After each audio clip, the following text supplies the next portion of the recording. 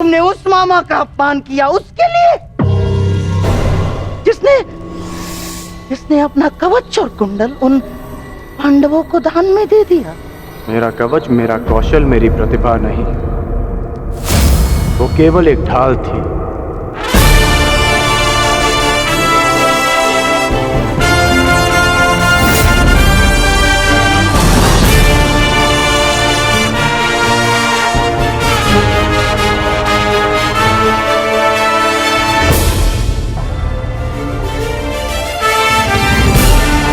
वो दुर्योधन की ढाल मैं हूं, मेरी मित्रता है। और ये मित्रता मेरे लिए मेरे प्राणों से भी अधिक महत्वपूर्ण है। मैंने सदैव अपने मित्र के प्रति अपनी निष्ठा सिद्ध की है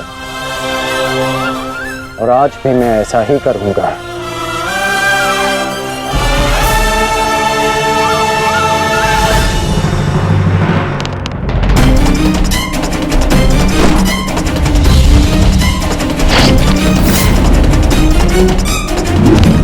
कुरुक्षेत्र में तुम्हारे विरुद्ध खड़ा प्रत्येक योद्धा तुम्हारा शत्रु है पार्थ, जिसका तुम्हें वध करना है। ये धर्म युद्ध उनके विरुद्ध जिन्होंने अधर्म किया। अन्यथा आज तुम भीष्म से भयभीत, भूल गए लक्षाग्रह, कल तुम कर्ण से हो, भूल गए वो द्यूत सभा, परसों तुम ये कहोगे कि मैं आचार्य द्रोण का सामना कैसे करूं। भूल गए मेरा चीरहरण करने का प्रयास। यदि ऐसा ही रहा तो कैसे पूर्ण करोगे अपने साथ हुए अन्याय का प्रतिकार, कैसे लोगे पांचाली के अपमान का प्रतिशोध।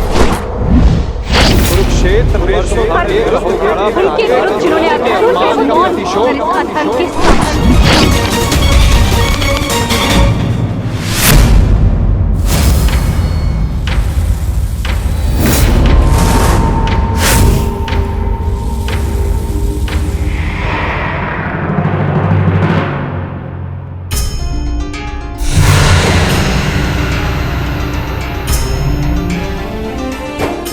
पुत्र का धर्म होता है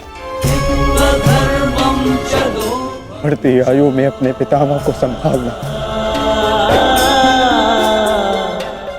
मैं युद्ध क्षेत्र में मैं कैसे गिरा सकता हूं? जिन्होंने मुझे धनुष उठाना सिखाया, जिनके कारण आज मैं सर्वश्रेष्ठ धनुर्धर हूं, उन गुरु द्रोण पर बाण संधान कैसे कर सकता हूं मैं? जीवन में पहली बार आज मेरे हाथ कांप रहे हैं, अर्थात ये सब ठीक नहीं, ये सब ठीक नहीं।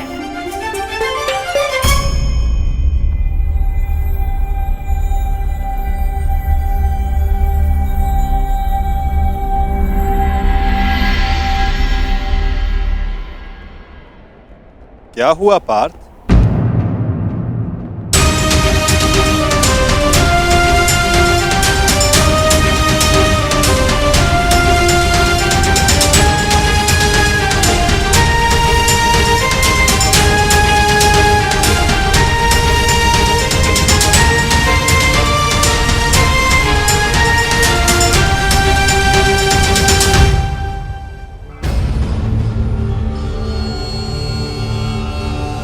जो अपने दृढ़ संकल्प और अचूक लक्ष्य भेदन के लिए जाना जाता है, जो केवल शब्द सुनकर उसका लक्ष्य भेद कर सकता है, आज वही अर्जुन विचलित है या उसके बाण विचलित है।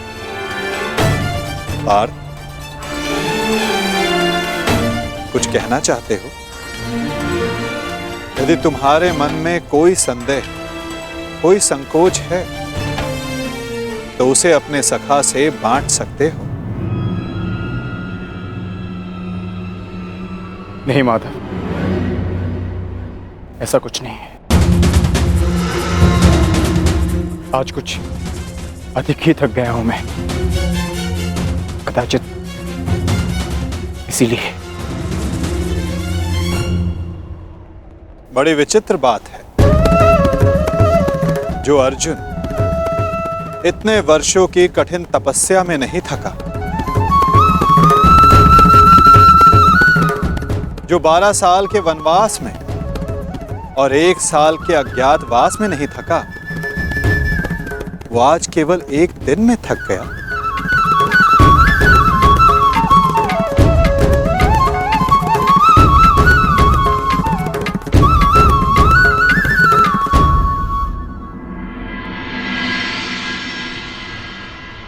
कोई बात नहीं पार्थ, असाधारण मनुष्यों के जीवन में विचित्र कथाएं होती ही रहती हैं। आओ शिविर में चलकर सभी वीर मिलकर भोजन करें। कल से युद्ध प्रारंभ होने वाला है पार्थ। किसे ज्ञात किसके साथ दोबारा भोजन करने का अवसर ही ना मिले।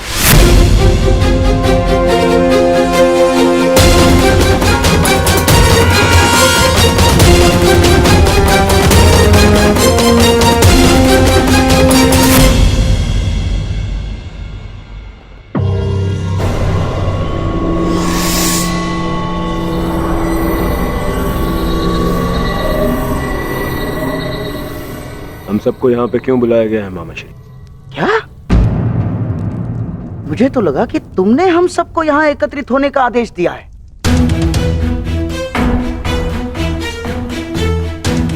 कल आरंभ हो रहे युद्ध के निर्देश देने के लिए। मैंने आप सबको यहाँ बुलाया है।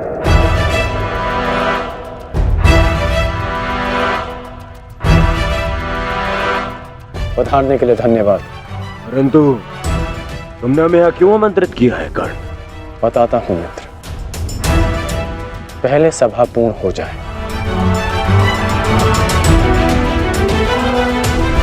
अभी एक योद्धा का आना शेष है।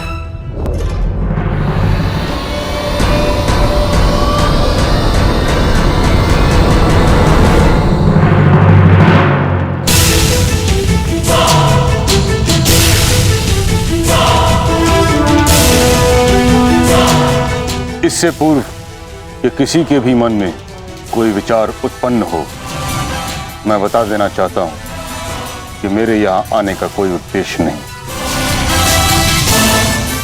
मैं यहाँ केवल अंगराज के आग्रह पर उपस्थित हुआ हूं।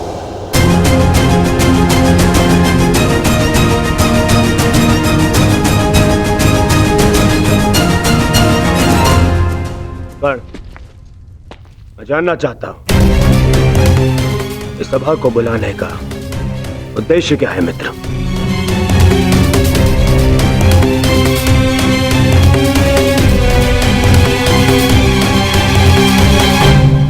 उद्देश्य है युद्ध में विजय।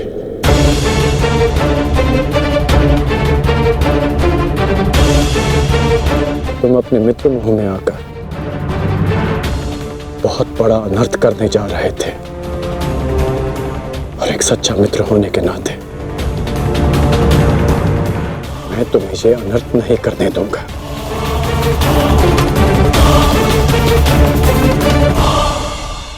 मैं राधेकर्ण आप सबके समक्ष एक प्रस्ताव रखता हूं कि गंगा पुत्र महामहिम भीष्म को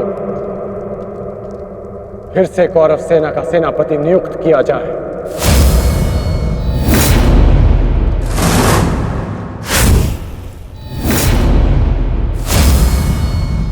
और ये घोषणा करता हूं कि जब तक महामहिम भीष्म इस युद्ध भूमि में सेना का नेतृत्व करेंगे, ये राधेकर्ण युद्ध भूमि में नहीं आएगा।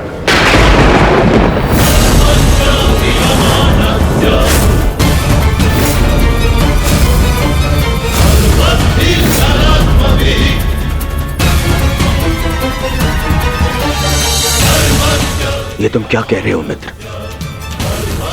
मुझे इस युद्ध में तुम्हारी अपने मित्र की ही सबसे अधिक आवश्यकता है। महामहिम से भी अधिक? नहीं मित्र, तुम भूल कर रहे हो। कवच खोया योद्धा हूं और मां महिम हस्तिनापुर के कवच हैं।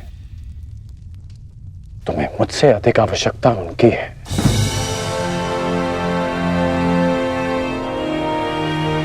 मैं स्वीकार करता हूं कि कौरव सेना का नेतृत्व करने में मां महिम से अधिक सक्षम कोई नहीं।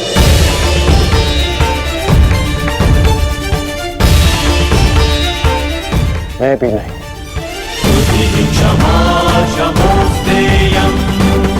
मुझ में योग्यता है,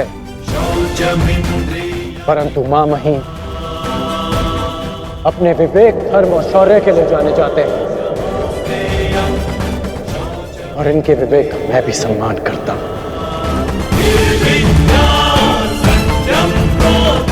यदि मां महिम मुझे युद्ध से दूर रखना चाहते हैं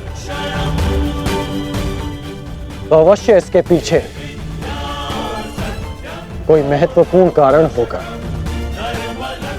जिसमें सबका हित होगा। मैं ये सब इसलिए कर रहा हूं क्योंकि मैं तुम्हें हस्तिनापुर के सिंहासन पर देखना चाहता हूं और मेरा लक्ष्य पूर्ण करने के लिए मैं ऐसे 1000 स्वप्न का बलिदान दे सकता हूं।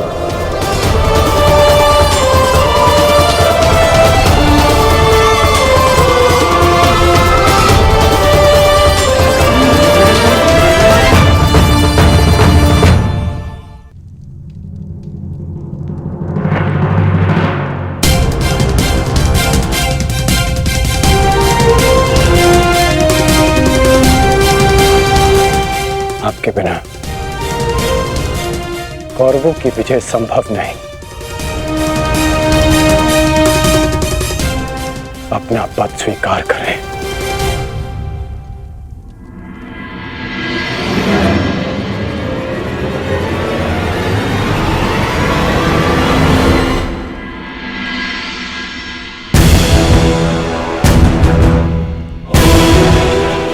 हर हर महादेव, हर हर महादेव, हर हर महादेव।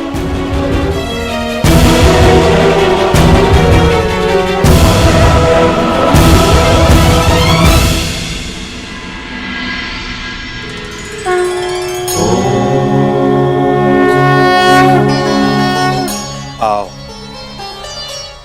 हम साथ मिलकर ये अमृत तुल्य भोजन ग्रहण करें, हमें शक्ति मिले, हमारा तेज एक होके बढ़े।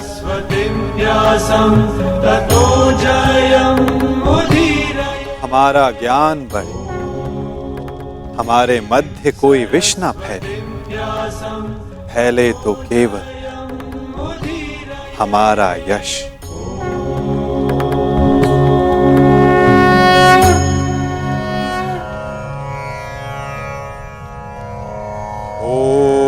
सहना भवतु। ओम सहना भवतु। सहनो भुनक्तु। सह वीर्यं करवावहे। सह वीर्यं करवावहे। तेजस्विनाय धीमस्तु। तेजस्विनाय धीमस्तु। मा विद्विषावहि। मा विद्विषावहि। ओम शांति शांति शांति।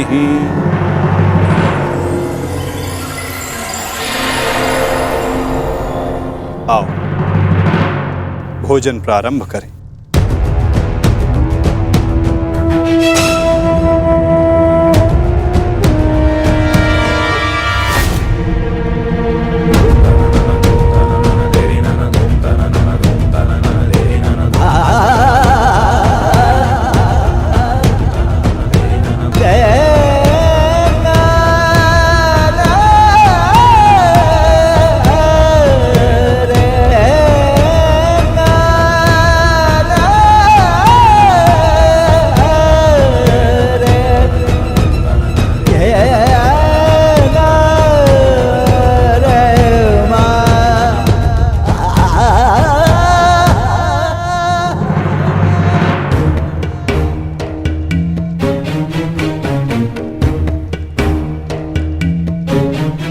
पिताश्री, रात्रि गहरी हो चुकी है, आपको विश्राम कर लेना चाहिए।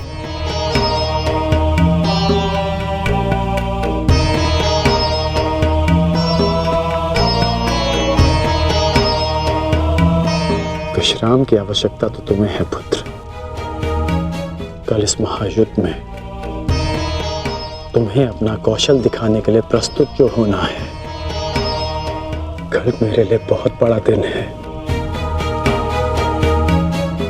कि मेरा पुत्र इतिहास के सबसे बड़े महायुद्ध में पदार्पण करेगा।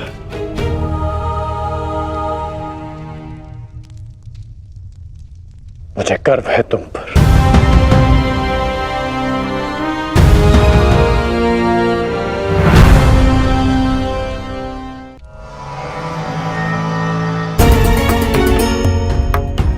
सब कुशल पार्थ? मैं तुम्हारे साथ हूं पार्थ।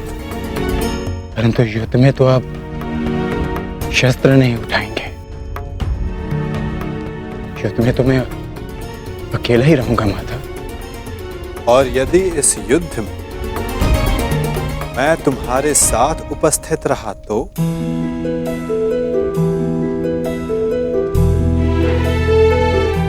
मुझसे अधिक भाग्यवान इस संसार में और कोई नहीं होगा। परंतु मैं जानता हूं मेरी ये कामना अधूरी रह जाएगी। यदि कामना पूर्ण बल से की जाए तो वो अवश्य पूर्ण होती है पार्थ।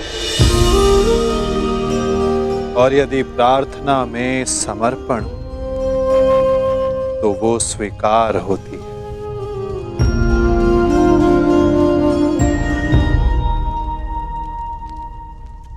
मैं आप सबके समक्ष एक घोषणा करना चाहता हूं।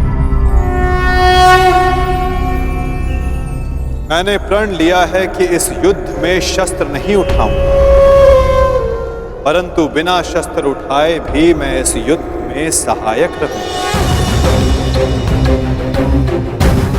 मैं वासुदेव कृष्ण ये घोषणा करता हूं कि इस महायुद्ध में मैं उस योद्धा का मार्गदर्शन करूंगा जिसे इस युद्ध की दिशा निर्धारित करनी है।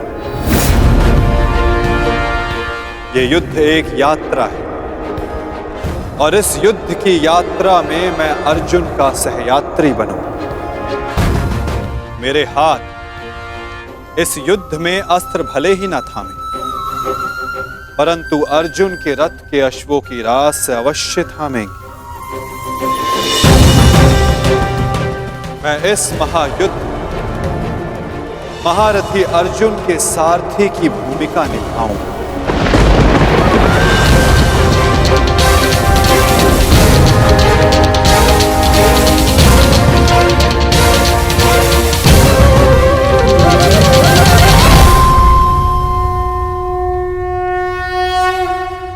नहीं माधव, मैं रथी बनकर आपको आदेश दूं, यह संभव नहीं। आपका स्थान सबसे ऊंचा है, तो मैं स्वयं आपको नीचे स्थान पर बैठने नहीं दे सकता। कौन ऊंचे स्थान पर बैठा है और कौन नीचे स्थान पर, ये तो देखने वाले के दृष्टिकोण पर निर्भर करता है।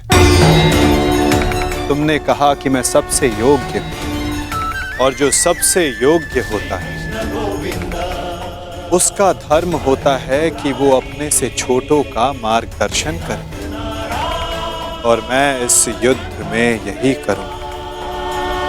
मैं इस युद्ध में तुम्हारा सारथी इसलिए बनूंगा यदि तुम अपने लक्ष्य के मार्ग से भटक जाओ तो पुनः तुम्हें तुम्हारे लक्ष्य के मार्ग पर ला सकूं।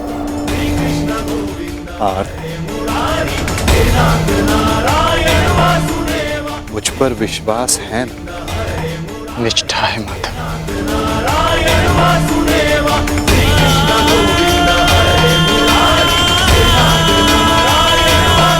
आज मैं धन्य हो गया जिसके सारथी आप हैं। वो मार्ग कभी भटक ही नहीं सकता। पिताश्री, मैं जाने से पूर्व आपको एक वचन देना चाहता हूं, वचन कि आपका गर्व बढ़ेगा और सर नीचा होगा उन लोगों का जिन्होंने आपको इस युद्ध में प्रवेश करने से रोका। मैं आपकी तुलना करने में भले ही समर्थ नहीं, परंतु शत्रु मेरी तुलना आपसे अवश्य करेंगे पिताश्री। वचन देता हूं पिताश्री की वृषसेन के धनुष से निकले हर एक बाण पर अंगराज कर्ण के कौशल का चिन्ह होगा। मेरे हर एक प्रहार पर आपके परिवर्तन की छाप होगी पिताश्री। आपका कवच भले ही शत्रुओं ने आपसे छीन लिया हो पिताश्री, परंतु मैं शत्रुओं के एक एक वार पर ढाल बनकर युवराज दुर्योधन और अपने पक्ष की रक्षा करूंगा कि आपका प्रत्येक स्वप्न मैं पूर्ण करूंगा। या पूर्ण करने के प्रयास में वीर गति को प्राप्त हो जाऊंगा।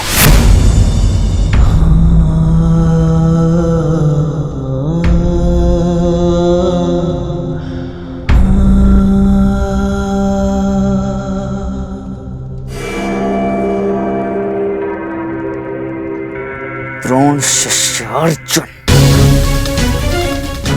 द्रोण शिष्य अर्जुन के मन में मैं ये प्रश्न उत्पन्न कर दूंगा पिताश्री की, यदि अंगराज कर्ण का अंश उन पर इतना भारी पड़ रहा है तो तब क्या होगा जब स्वयं अंगराज कर्ण से उनका सामना होगा।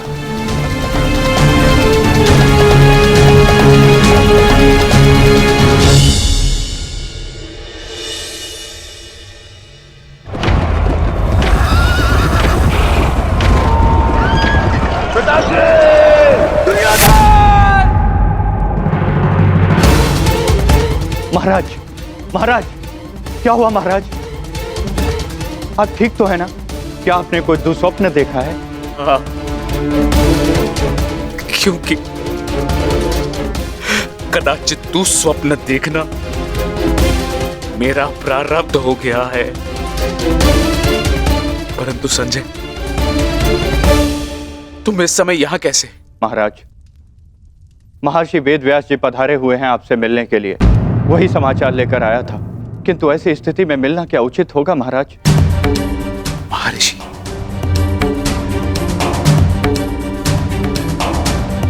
अवश्य ही कुछ उचित सोचा होगा, तभी पधारे हैं। उन्हें सादर अंदर ले आओ संजय। जैसी आज्ञा महाराज।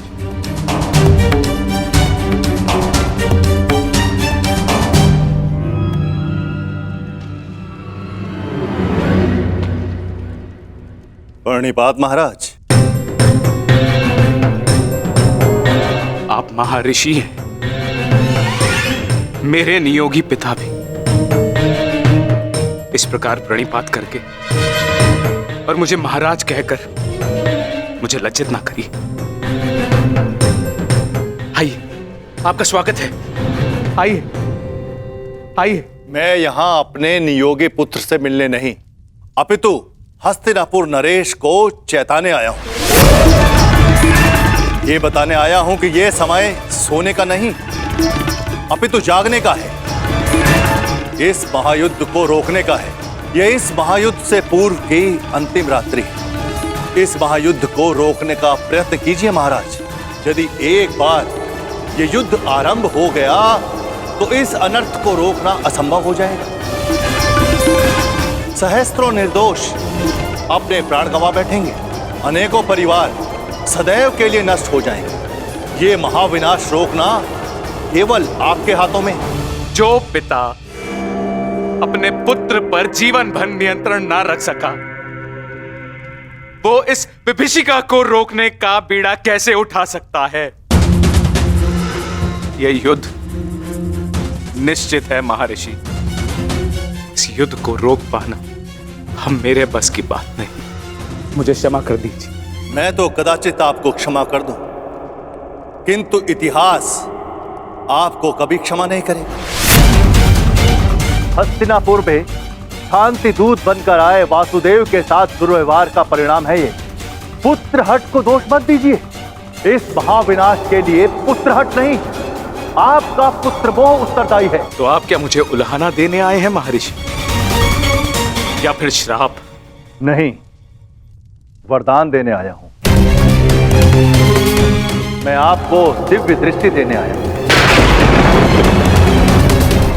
जिस विनाश की नींव आपने स्वयं रखी है, आप उसको देख सकें। नहीं, ऐसा मत कीजिए महर्षि। ये वरदान नहीं है, ये श्राप है। अरे जिस पिता ने अपने पुत्रों को घुटनों के बल चलते नहीं देखा, अरे वो पिता अपने पुत्रों को घुटनों के बल अपने प्राणों की भीख मांगते कैसे देख सकता है? जिस पिता ने अपने पुत्रों के मस्तक पर तिलक लगते नहीं देखा, वो अपने उन पुत्रों के सर कटे कैसे देख सकता है? जिस पिता ने अपनी वधुओं को सुहागन नहीं देखा, वो पिता अपनी वधुओं को विधवा कैसे देख सकता है? किस प्रकार? ये अत्याचार मत कीजिए महर्षि, मत कीजिए। मुझे कोई दृष्टि नहीं चाहिए, मुझे कोई दृष्टि नहीं चाहिए। मेरी आपसे विनती है महर्षि कि मेरे स्थान पर आप ये दिव्य दृष्टि संजय को दे दें, ताकि संजय मुझे इस युद्ध के समाचार के साथ साथ मेरे पुत्र का समाचार भी मुझे देते रहे। आपकी इच्छा अनुसार मैं ये दिव्य दृष्टि संजय को प्रदान करता हूं।